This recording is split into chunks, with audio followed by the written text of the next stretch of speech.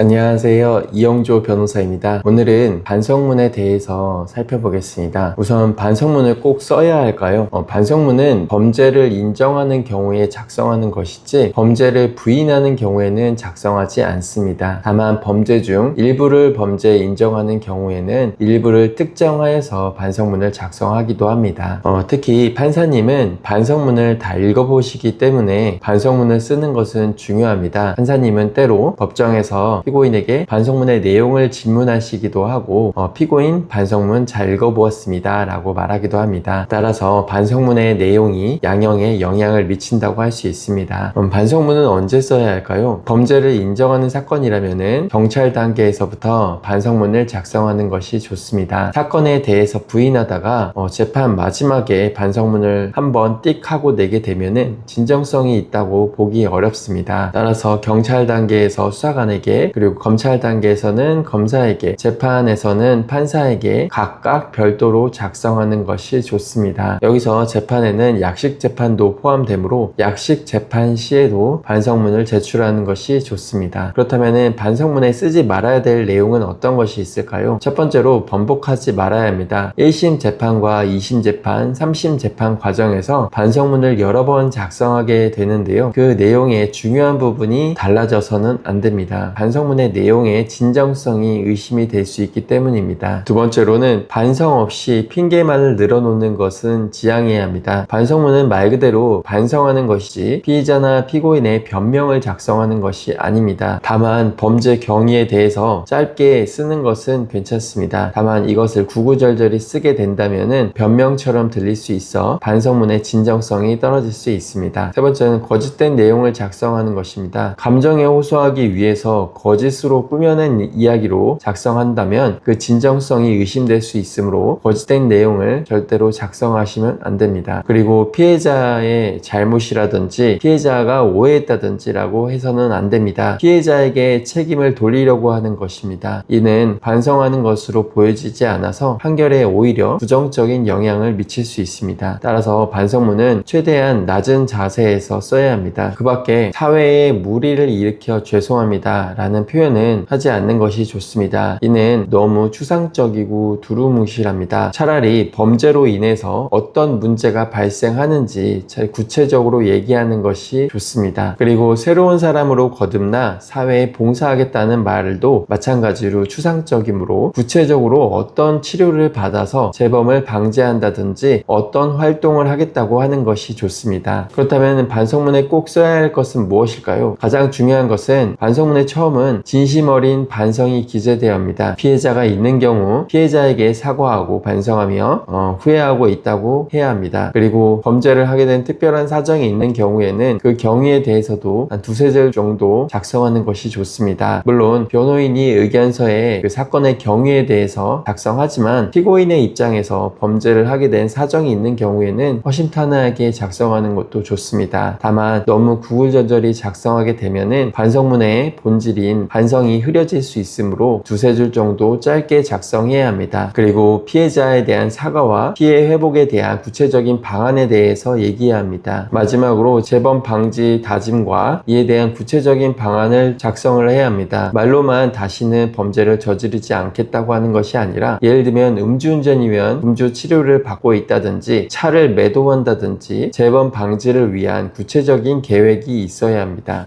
이 사안과 같이 반성문의 필요성과 그리고 반성문에 작성하지 말아야 될 내용, 반성문에 꼭 들어가야 될 내용에 대해서 살펴보았습니다. 궁금하신 점 있으시면 댓글이나 전화로 문의 주시면 성심성의껏 답변 드리겠습니다. 감사합니다.